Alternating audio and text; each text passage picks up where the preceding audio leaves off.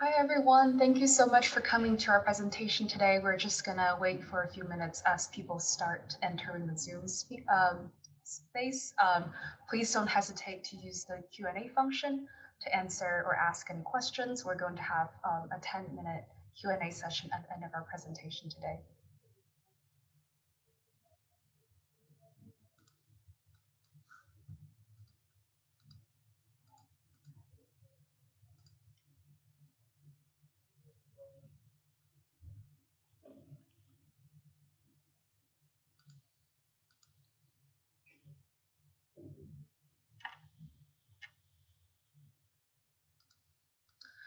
All right, so we can get started. And as mentioned earlier, please don't hesitate to ask any questions through the Q&A session, the Q&A function, excuse me. And I will start by saying a few words, and then I'll turn it over to our interns. I'm really grateful for the interns for being here and sharing all the work that they've done this summer. And I am, as in my position as the curatorial assistant and manager of student programs, one of the great privileges this summer has been working with our wonderful cohort of interns. And this is especially special because they are our first intern group since the museum's reopening, starting on July 1st this summer. You can see the photo on the right is a photo from the opening ceremony. And we've had some really special moments together this summer. We've taken multiple trips to different institutions. We visited the Farnsworth Museum, the Portland Museum of Art, and today we just returned from a field trip to the Zorak House. We also hosted our colleagues from the Colby Museum of Art and engaged in a very fruitful session of intern exchange. And our interns have also been really taking the helm of various creative projects at the museum and really been an essential part of the museum staff and a very warm and welcoming face to our audience. So I just wanted to take a moment to say thank you to our interns, and I hope they come back to the museum very soon. And just very thankful and grateful for all the great work they've done this summer. So to start off, I'm just gonna hand off to Lily, and Lily will say a few words about her projects. And if you have any specific questions about Lily's projects, you can propose those questions at the end of our presentation later. Thank you. Hello, thank you, Sabrina, for that wonderful introduction. So I'm Lily. I'm the class of 2023. So I'm a rising junior. I'm a visual arts major, and I'm from Maine originally.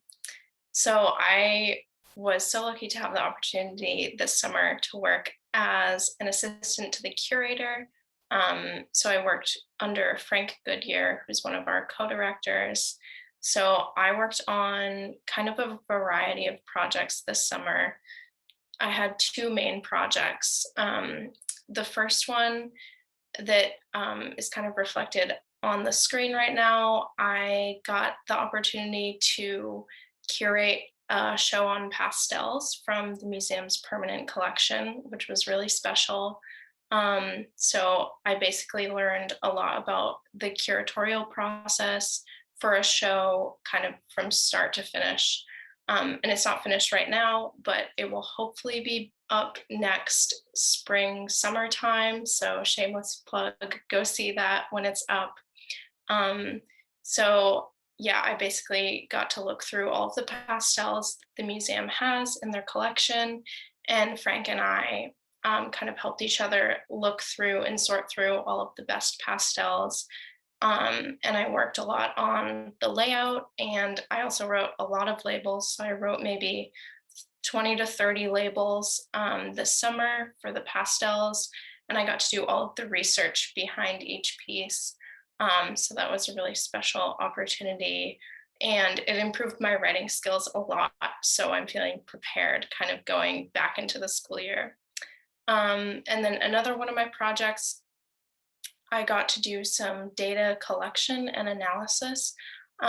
So I basically worked a lot with the hard files in the museum, and sorted through the recent museum purchases from the last 20 years, and sorted that data into different categories like information about the artists and about the pieces and when they were made and how they were made. So that project is kind of helping the museum to understand where they have gaps in their collection and what they can further do to make sure that they're including like a broad, um, like global scope of art and see really where their role is when it comes to collecting art. And then throughout the summer, I was also given the opportunity to work on some other projects. So I worked to research and write about some photographs for Sean, who's a member of the curatorial team. And that was really exciting because I'm personally super interested in photography. So it was really fun to be able to research and write about some photographs for one of his upcoming exhibitions. And I also got to write a little piece about an object of the month that'll be up in September on the website. So go check that out. And I would say a highlight of my time at the museum, I got to talk over the phone. Frank and I got to talk to two different artists who will be represented in the pastels show. So we got to chat with them and kind of interview them about their artistic processes and their careers. And those were super interesting and enlightening conversations. And it was a really cool opportunity to be able to have that access to this like artistic knowledge and practice. So I loved my time at the museum this summer, and I will definitely be back for more.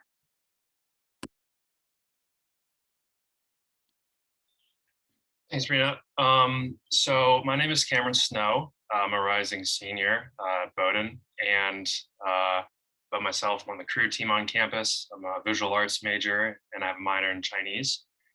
So this past summer, I was working directly under Anne Goodyear, one of the co-directors, and I was working primarily on two different projects. And in the first half of the summer, I was working on some data collection on William T. Williams, this man here on the left, who's an abstract painter. And I was specifically researching his works on paper, so drawings primarily, among other things. Just trying to gather as much information as possible, learning about his process, how it differs from his painting, as he is primarily a painter. It was interesting to learn about something that he doesn't normally advertise as much, or stuff that he isn't really known for. And then the second half of the summer was directed towards working with a photographer named Jonah Frank. You see this, this is the book cover of her latest release, Cherry Hill on the right here. Cherry Hill was documenting her story of growing up in this suburb of in New Jersey, and her adventure of growing up as what she saw as a very limiting place, and her kind of growth of leaving that area, traveling the country, finding California, and just of her experience, learning more about herself. It's very interesting as she recreated a lot of her childhood memories through these photos. Laura Dern, a very famous actress, was posing as her mother in a lot of these photos, which makes it a little bit more, which reaches a wider audience, which is a very nice touch. And she mixes those contemporary photos with a lot of the photos that she took several years ago when she was actually leaving this neighborhood of Cherry Hill. I was incredibly intimidated at first because photography is something that I didn't really know anything about. I was primarily working with drawing and painting, and photo is a completely different medium. So Jonah was super helpful. It was really great because I got to work directly with her. We would talk on Zoom, usually every week. We would email back and forth throughout the week as well. So it was really awesome to have a direct line of communication with the artist that I was working with. She sent me this huge laundry list of different books to research, all these photographers where she drew influence from. So it was a huge crash course of learning about photography, the history of it, and how other photographers influenced her work. It's pretty amazing actually to learn so much in such a short amount of time. I would say that I was going to talk about more like the highlights of kind of like that summer. And I would say that being able to speak with Jonah so directly was a highlight. It made me feel much more engaged. And it felt like my opinion was worth a lot more because I was able to speak with her and she took the time to really listen to me. And that meant a lot to me. But also, if we're going back to Bill Williams, we were able to get lunch with him. He came up to visit Bowdoin for a few days and we got to go to lunch with him. And I got to sit next to him and ask him a lot of questions about his process and his career and anything from life to grad school. He was a fascinating person. And I was also watching him eat a lobster for the first time, which was a very interesting experience. So that had a little excitement to the meal. So that was my summer so far. And it's been an absolute pleasure to work with the museum. Hi, my name is Katie King, and this is the Zorak House project, which I worked with Anne Goodyear and Rebecca Zorak. So I'm actually right at the house today, and one of the highlights of my summer was that today the interns came and joined me, which was really exciting. So over my summer, I worked with the Zorak family very closely as they prepared to create a house museum. The Zoraks is William and Marguerite Zorak. Were artists during the turn of the 19th century. You can see Marguerite's portrait of one of her grandchildren that's in the left-hand side. And on the right is a statue that Bill did. It's one of the most famous ones. It's called Spirit of the Dance.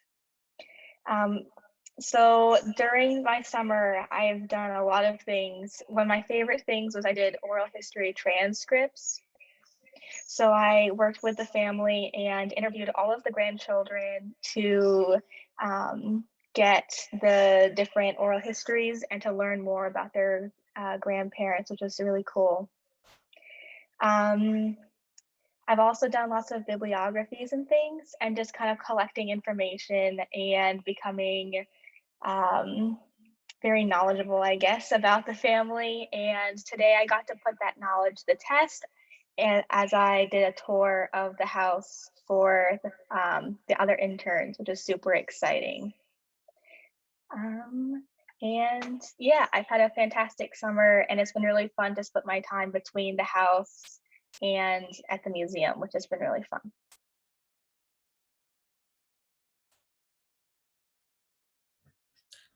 Hi, my name is Amira Oguntoyinbo, and I am a class of 2024 here at Bowdoin, and I am an anticipated digital and computational studies and art history major with a French minor. And this summer here at the museum, I was the education and shop assistant. So that really meant that I had sort of two jobs going on. Part-time, I was working with Liza Nelson, in the shop and primarily greeting visitors to the museum. And on the other hand, I was working on education projects. So I worked on some pamphlets as well as a number of digital projects to go up on the website. So just to give a brief overview of some of the projects that I did, the first one that I really got to work on was for our upcoming show that was actually organized by my past advisor, Elizabeth Humphrey, called There is a Woman in Every Color, Black Women in Art. And so this show is really amazing. I'm really excited for it to be exhibited in, I believe, September. It explores really Black women's representation, both as the artist and then as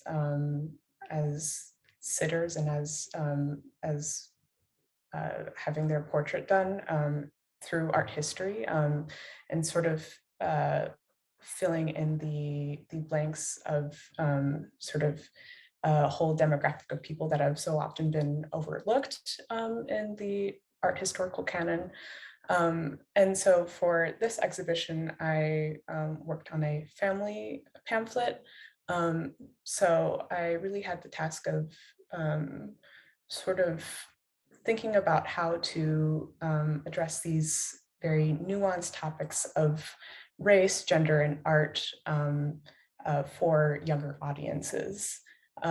So for this pamphlet, I thought of how to sort of build visual literacy for children, asking sort of guiding questions of, like, what do you notice in the art?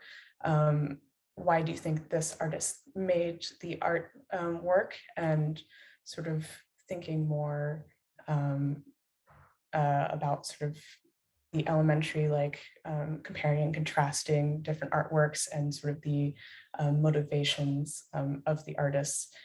So that was really enjoyable to work with Elizabeth on that. And moving on, I also made a family pamphlet as well as a family Saturday video for our Transformations, New Acquisitions of Global Contemporary Art show.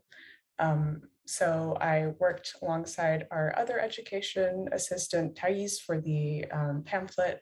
And then for the Family Saturday, I was really interested in looking at sort of these more recent topics, especially thinking more about how issues of comfort and illness and family can be addressed in art, and how children can really process these emotions that they have surrounding these topics, especially during the COVID-19 pandemic and with sort of the social issues of today.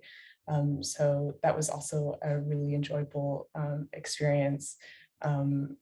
As you can see here in the presentation, my final sort of activity was for them to create little like embodiments or personifications of comfort, and then as well as pain or illness. And so they can make these sort of like beings.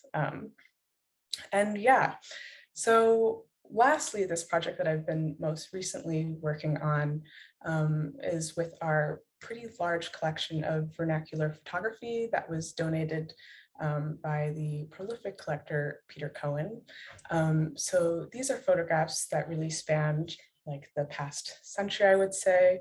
And they're, everything from graduation pictures to birthdays, wedding pictures, just normal family pictures, collected from flea markets or auctions. And I was really interested in sort of looking at the patterns that we can find from these old pictures made with film cameras to how we take family pictures now with digital cameras or our iPhones, and highlight sort of the similarities in that we really are oftentimes documenting similar things, similar subjects. But on the other hand, we're really taking these photos and presenting them in different ways.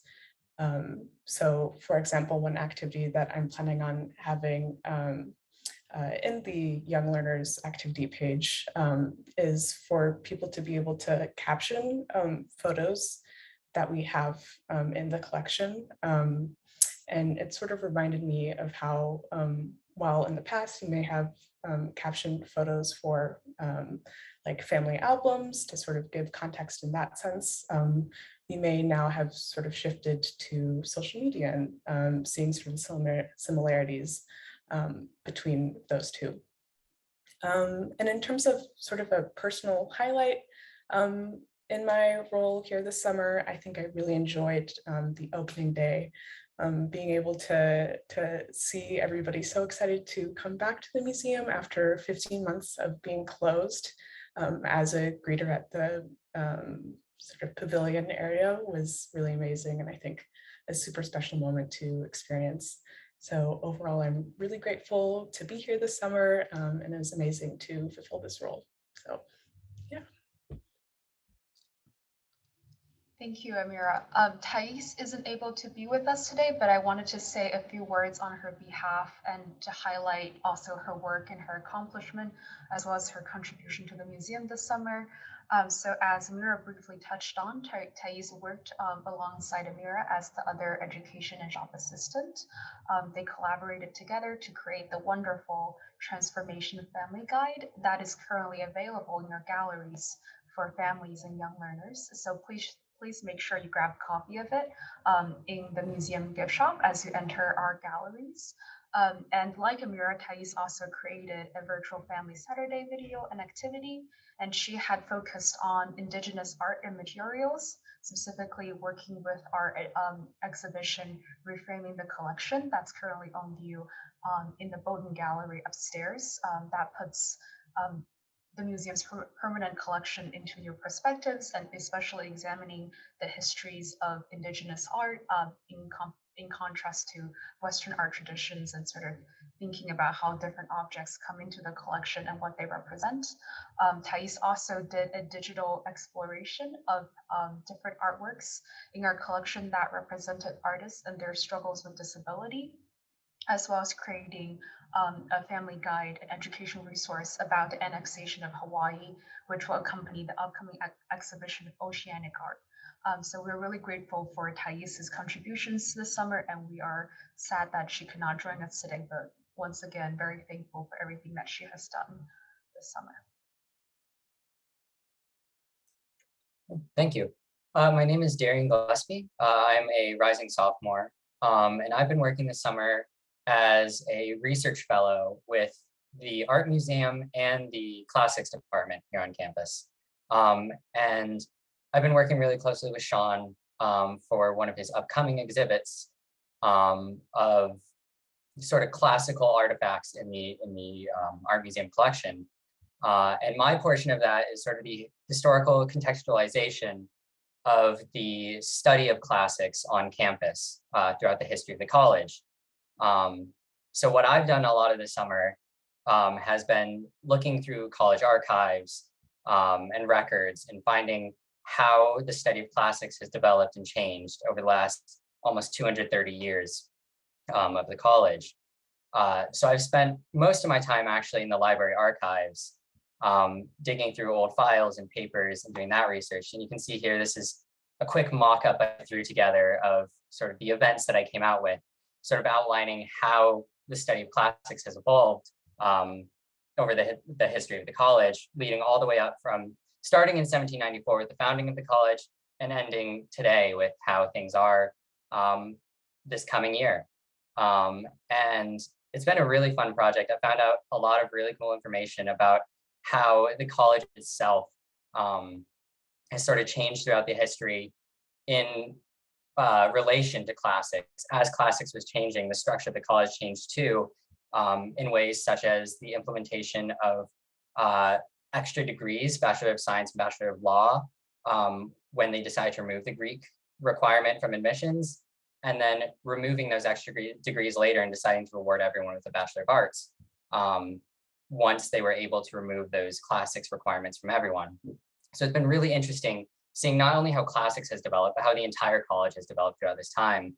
And I think sort of one of my favorite things about doing this research was sitting in the archives, looking through these files that they have there, and realizing that I'm holding these booklets that were handwritten by people back in 1794, all the way up until now, and holding the lecture notes of, in particular, Paul Nixon, that's there at 1910, his lecture notes and poems that he wrote parroting classical myth about, at his time, modern issues, which was just fascinating to be able to hold those artifacts that were written by hand by those people that I'm reading about and researching.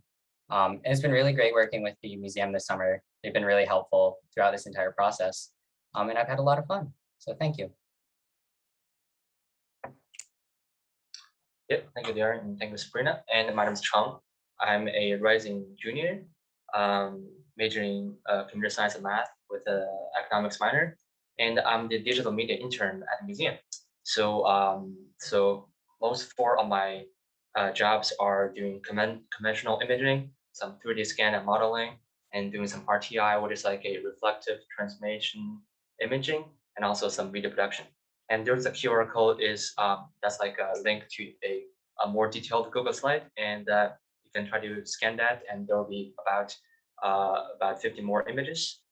And yeah, so the image on the top left corner, that's the Zucker studio, and then the Zucker seminar room, and right now it's the photo studio.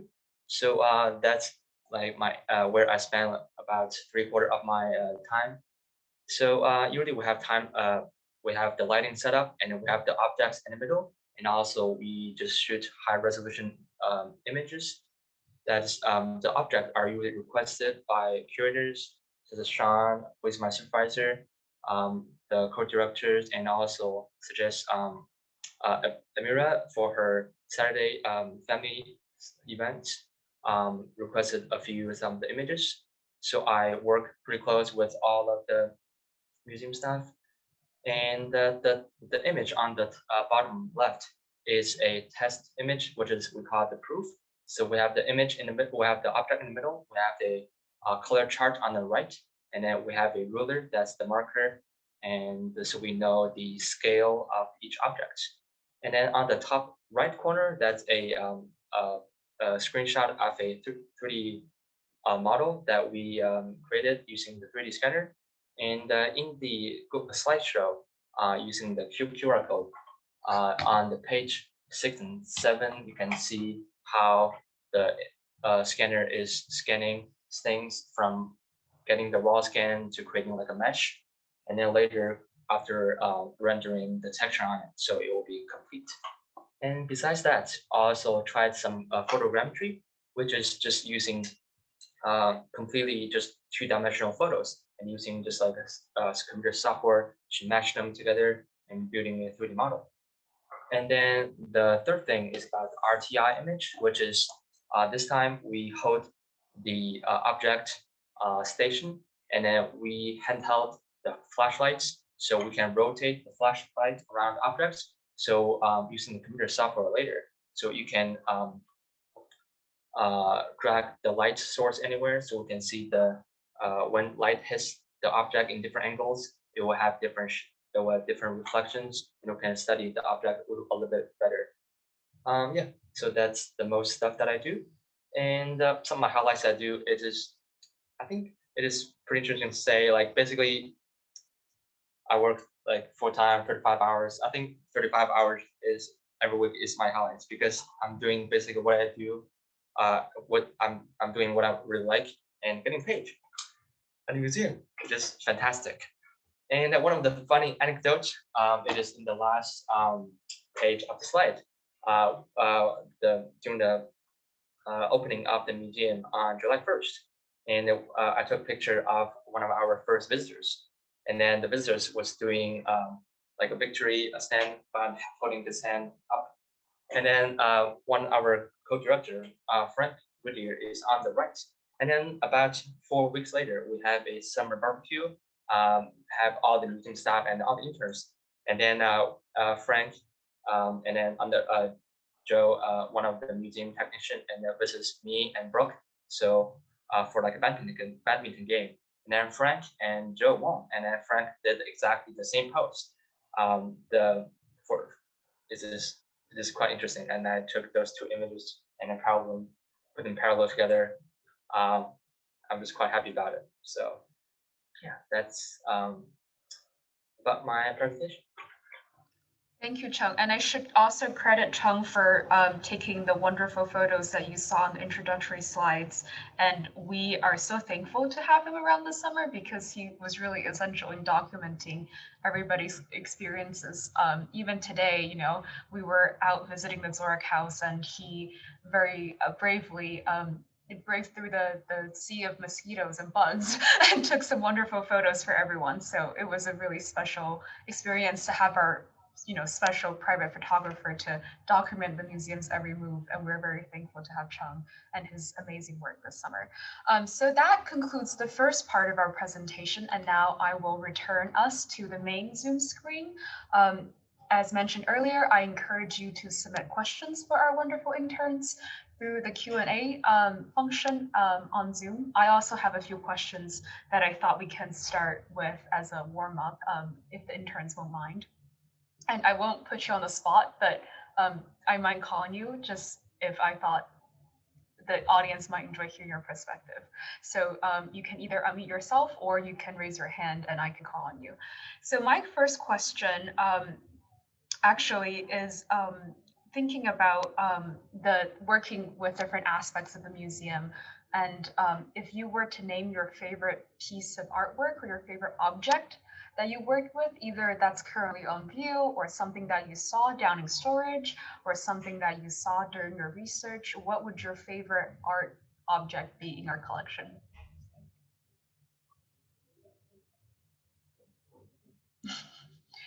You can tell that I did not leak these questions for them beforehand because nobody had an answer prepared.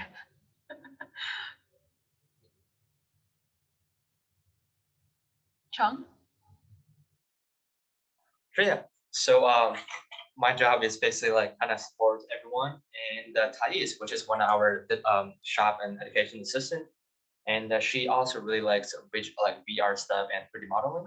So one of her really favorite piece is one of the coconut cup, which is like a cup that has like metal shape, like metal reflective shape on the outside, but also some very pretty brown patterns on the outside. And we think that it's gonna be a really good thing to let it make that into like 3D model. So we first try, okay, let's do the 3D, let's do like the photogrammetry. So we requested the object and put in the studio. And I thought, wow, everything's gonna turn out so well because I've done a few, nothing's gonna be fine, and boom, it's not really working. And then I tried again, and boom, it's not working again. So then we kind of know that there is limitation on all the tech, on the tech of like all the technologies. So like maybe that just not object to go with photogrammetry, the technique. Maybe 3D scan will work, or maybe we can use some other techniques that maybe we don't know, or we at the museum has not really been familiar with. So yeah, I think that's really interesting thing. So yeah, so there's always challenges, and yeah, so that made me know that okay, there's trade-off everywhere, and we have to think about it, and we gotta keep learning. Thank you, Chung. That's really quite a meaningful story, not just about your favorite object, but also about, something that you learned through working on this object. Did anyone else have a favorite object or artwork or a piece they wanted to highlight? Yes, Cameron. I wish that I was given a chance to actually work with it. That Brooke, one of the other past interns, worked on it with Sean. But the Assyrian reliefs continue to be most favorite part of the museum for me. I think there's always like a sense of kind of grandeur when you're walking up the stairs and they just kind of rise up out of there. And you can see them from outside as well, kind of draws you in.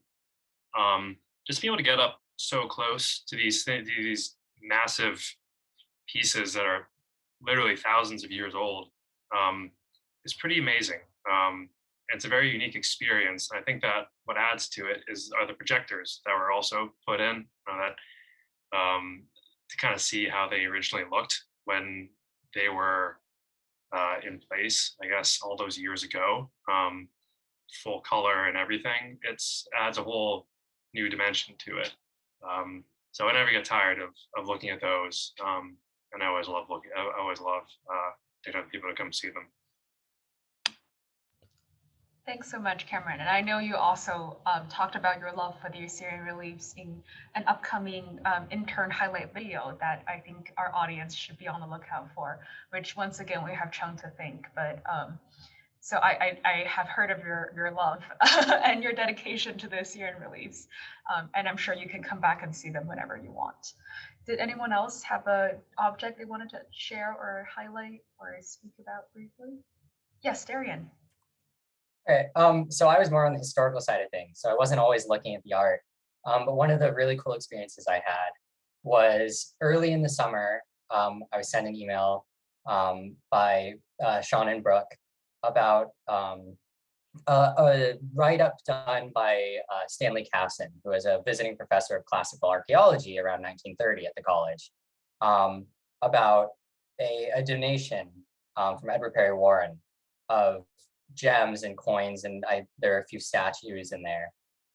And so this is now someone that I've researched quite a bit and written up a timeline entry on. And I got to come into the museum that day, and I asked Sean, I said, is it possible I'd be able to see some of the stuff that was in that write-up? And right away, I was able to go and look at these gems and coins that Stanley Casson had written about. And that was just such a cool experience for me, because this is something that I'm researching, these people who are making these write-ups and about these donations and stuff. And I get to come in and look at these items. And they were really cool, sort of almost jewelry type gems, and detailed coins. And it was really fascinating to look at those. So I guess mine was more of a whole collection rather than a particular item. But that was a really interesting experience for me. That's awesome. Thanks so much, Darien. Hey, did I miss anyone else, or should we move on to the next question? Okay. Sorry, I muted myself. We have a few questions coming from our audience. The first asks, so what did you find most surprising about working at the museum this summer? One thing I've been thinking about that I really just, it wasn't particularly surprising, but it was, I think, a pretty special part about working at the museum was just the amount of trust that the curators kind of like showed in me, and they always like encouraged me and welcomed my input to like anything they were doing. Like there was one, they were doing like a layout thing for the Laurel Nakadate photo exhibit, and they kind of like took me in to ask my opinion really quickly, and it was just stuff like that was really cool to like feel like they really want a lot of student involvement, and they really like trust us. So I really appreciated that. Thank you, Lily. Anyone else? Yes, Darien. Something that I guess that surprised me sort of comes from the nature of my relationship with the art museum this summer. I was approached for my fellowship through the classics department. It originally wasn't through the art museum. And so this summer I really got to see how the historical contextualization side of things works, not just the art side. Thinking back, I mean, I don't think I would have ever assumed I would have been working alongside the art museum. I think the last time I took an art class was in elementary school. So it's been a while. But getting to work on the historical side, but alongside the process of curating an exhibit and trying to connect the history with the art has been really interesting. And it's really cool to see that relationship between the art and the history of the art and the history of the context that sort of brought that art in. Seeing that interconnection has been really interesting. Thanks so much, Darien. That's very interesting to hear. And it's also great to have you on the team and you bring in this other layer, I think, of history and historiography that really adds to the research and exhibitions.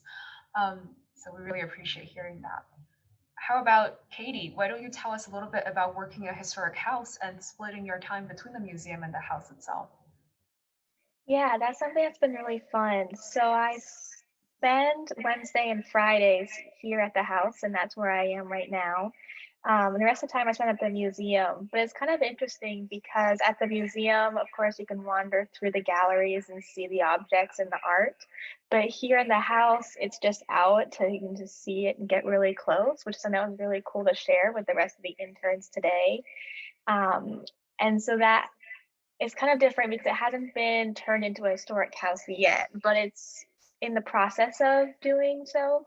So as someone that lives here and it still feels like a normal house, and so it's kind of interesting to see how the museum uses objects and displays them, and then to think about it in the context of turning it into a museum here at the house, and different ways that you can create displays and to display the objects and to create a story, which is much like the curators do for each exhibition, which is cool. Awesome, thank you. And Amira, how was it like working in the more educational side of things? Did anything about that surprise you?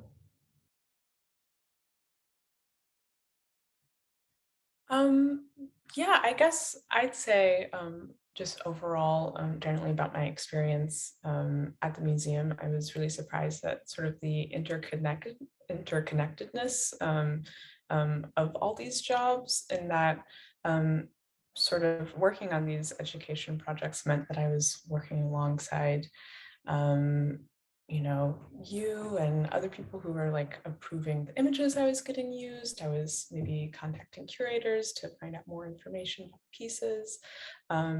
So seeing and really understanding that there are so many moving parts of the museum, I think was a really eye-opening experience, and I think made me appreciate sort of my past experiences, both with the Bowdoin Museum of Art and then other museums. So. Thank you so much, Amir. And I think your response lends itself to this next question perfectly, and I'll read it. It says, you all got to go behind the scenes this summer and have a wide range of experiences of museum work. So what took you by surprise, which we touched on briefly just now, and also how did your experiences open up any new ideas about career paths, whether in museums or otherwise?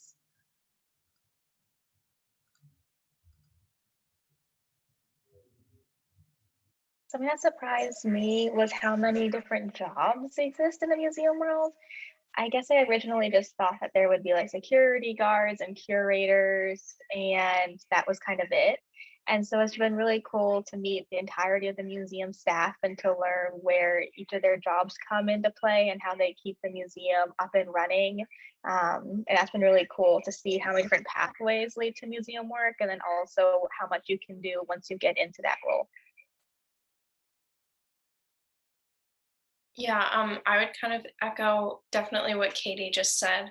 And something else I learned at the museum is how many people that work at the museum in a lot of different roles are also involved, are also like artists themselves. So a lot of people who like handle the actual artwork have a background in doing art themselves, because that gives them a lot of knowledge of like how to treat art. And then just like connecting with some of the security guards over the summer. Some of them are artists. One of them has like upcoming exhibit at another museum in Maine. So that was just cool to be kind of involved in that way, and just know that there's a lot of people who do art just as a hobby, and are still very involved in the art world and have very like long lasting careers.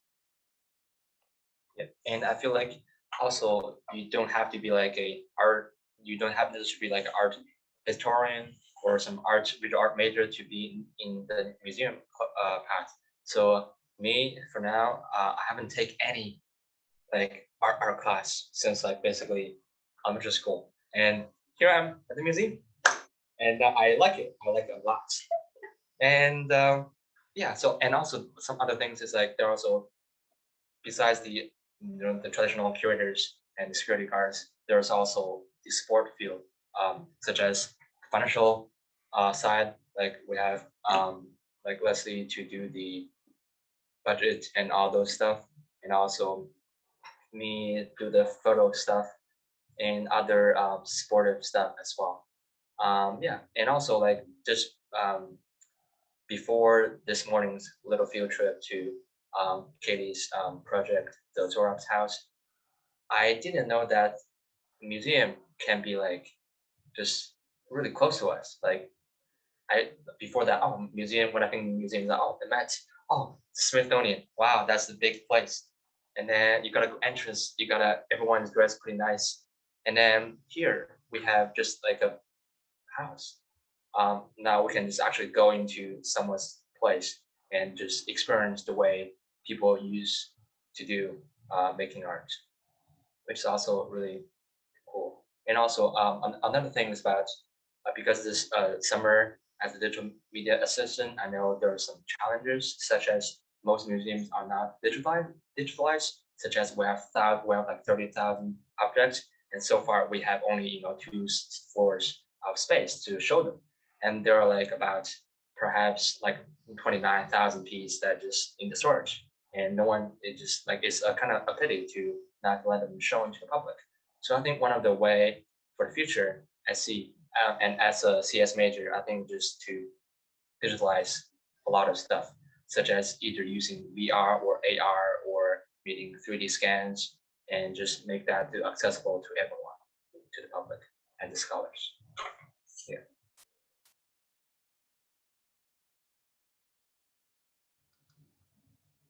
Did anyone else want to add something? Or Cameron, you've been quiet. Getting called out. I would say that one of the, I think, like surprising things about Kennedy Museum was when we actually got to tour the storage facility underneath the museum. I'd never done it the entire summer, and it was so much more than I was expecting it to be. When I went down there for the first time, it's just a quick little hallway with 2 doors, and I thought that the room would be right there, but I just kept on walking down these long hallways, and it just kept on going. And it did remind me of kind of what Katie said about like not really realizing how much more room there is in museums, but like how much more roles there are, and what a huge role that is played in storing these objects and everything, and taking care of them when they're not on display.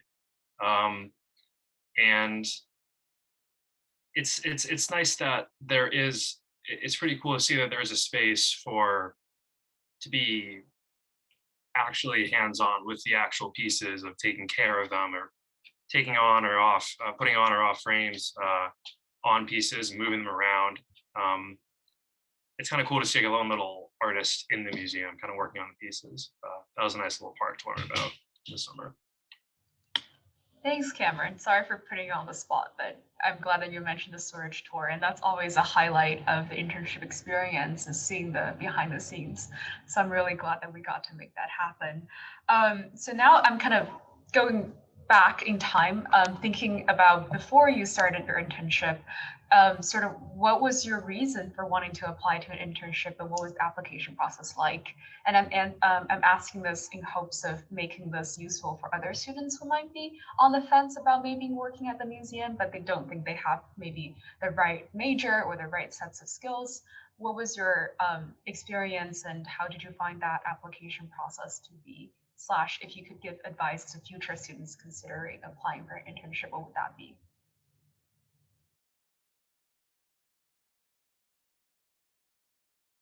I guess I can go first. So my application process, I mean, I've always been interested in art, and I'm a visual arts major, but I didn't actually see that this like job was an opportunity until like the day that applications were due.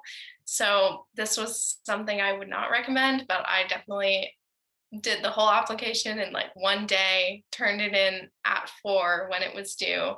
And it ended up being such a good decision and experience. And I've never worked in a museum before. So I was kind of nervous that I wouldn't have like the right skill set, or I wouldn't be like what the museum was looking for. But I really just expressed interest in art, which was just genuinely what I wanted to do. And I was just like, I want to be involved with art in any way that I can. And so I got the internship. And yeah, so I would say if you even think you're interested in museum work, or just learning more about art, or one of the various roles at the museum, it's definitely worth applying. So yeah, but maybe apply a few days in advance. That would be helpful. So yeah, similar things to me. I actually see job one day earlier than Lily. So I saw the job Thursday night, and that night I also have like Friday morning I have like a CS. I believe that was like CS exam. So I feel like, you know what, okay, it's okay. Maybe I'll try to apply for that next year. But about 3 or 4 p.m. I finished my test, and it's like, okay, let's just go for it. And actually, this job is the only job that I applied. And just this, like, I was like, even though after I got this job, so my plan was to do like a road trip, like for the whole summer, about like 2 or 3 road trip, 2 month a 3-month road trip and do also like a few photo book. And then I just think, fun is good, but also you want job experience, and also this job is about um, um, like photography, which is the way that I really like. And yeah, and so just learn stuff, and I'm here, and I'm trying to work for far as well. So I am in the museum. I think we can learn from Lily and Cheng's story that it's always good to have a resume ready to go and update it, and have a cover letter that you're ready to submit in the case finding out about a job last minute. And I can share a little bit behind the scenes because we just finished receiving applications for the upcoming fall semester, and you would be surprised by the amount of missing cover letters in the applications. So I think just making the effort to apply and having all the materials ready is a really good thing to do. Amira, how was your application process? Yeah, so similar to Lily, I've really always had an interest in art, but I've sort of approached it more as a maker. I went to like an arts boarding high school, so I was really involved in sort of the process of making art, and really saw that sort of more as my future. But this past semester, actually, I took an art history course with Professor Wang in contemporary Chinese art. And it was just amazing. And it really sort of made me think of museums as a space to really inform people about art, and really tell a story with art. So I was looking forward to working in a museum in any capacity. I applied to like all 3 jobs, and I feel really fortunate that I was able to come in and work as the shop and education assistant. So I'd say even if you don't have a background in art history or any experience in museum work, go ahead and apply, because you never know. So. Awesome. Thanks, Amira. That's a very good answer. That's exactly the message I was trying to convey, is you can never go wrong with applying for BCMA positions, because I truly believe that every intern at the museum is an essential part of our staff and our team, and we would not be able to do our work without our lovely interns. So we are just about to wrap up our time here. I guess the last question I would ask is to ask you to compare your experiences with the Colby intern experiences, because we hosted the Colby students earlier in July with the Colby intern exchange. Were there things that you had discussed with the Colby students that stood out to you as either really different or really memorable, especially comparing to your own experience? Something that really surprised me was when the Colby interns came, they're really floored by our second floor. Colby is a lot of modern art, which makes up a lot of our first floor of the museum. The second floor has a lot of more ancient art and more historic art, and they just could not get over the Assyrian reliefs. They loved them, they're fascinated by them, and I think it was hard for them to imagine having art pieces that were just so old. So that was really cool to have that experience.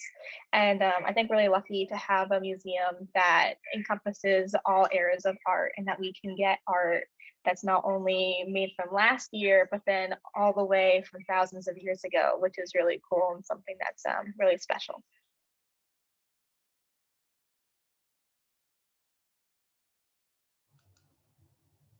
Chung, I know you had made really good friends from that experience. Were there things that you and your buddy Wilson, I think his name was, talked about? Yeah. So the student that I host accidentally got back at the museum. So besides about the 3 hours we spent together on the afternoon. So the second night, him, another 2 Kobe intern also came. So we went to Little Tokyo, like a restaurant in downtown Brunswick.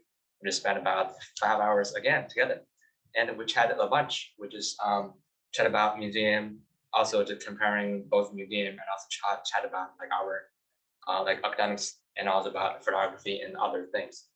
So a thing that struck me the most just by chatting with them is like Kobe and Bowdoin are like just school-wise, like the school size is quite similar. But Bowdoin Museum is such a like for staff is like such like compact size, such as especially like for the academic department, like the academic, like the consultant kind of department.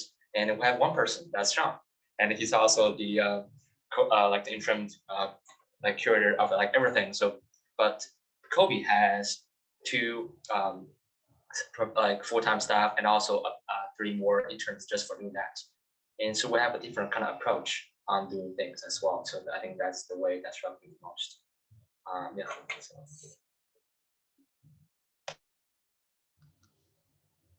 Did anyone else have a comment about the Kobe exchange or what we talked about / what you learned?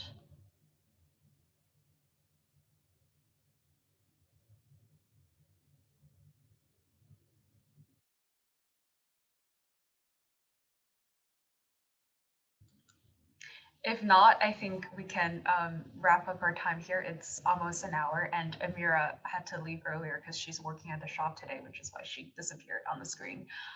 Thank you so much to our lovely interns. It's been a joy and a real privilege working with you, and you will have a very special place in my heart as my first intern cohort. And it was a wonderful time getting to know you, working alongside you. And I just want to thank everyone on behalf of the museum that for all your work and your amazing energy and positivity and enthusiasm that you've shown to the staff as well as to our audience. And I want to share with our audience that my personal highlight was getting bubble tea with our interns after our Portland Museum visit, and me being very over the top enthusiastic and excited to get bubble tea with everyone, which I think was just perfect for my experience. I also got to get a lot of rewards points by taking everyone to the bubble tea shop. So that was my perk from the experience. Thank you so much for tuning in today. It was a joy again to share our interns projects, and we look forward to welcoming you back to the BCMA in person. We are open to the public currently Tuesday through Sunday from 11 to 5. So we look forward to seeing you in our galleries very soon. And a big thank you and congratulations to our summer interns. I'll see you soon. Thank you. Bye-bye.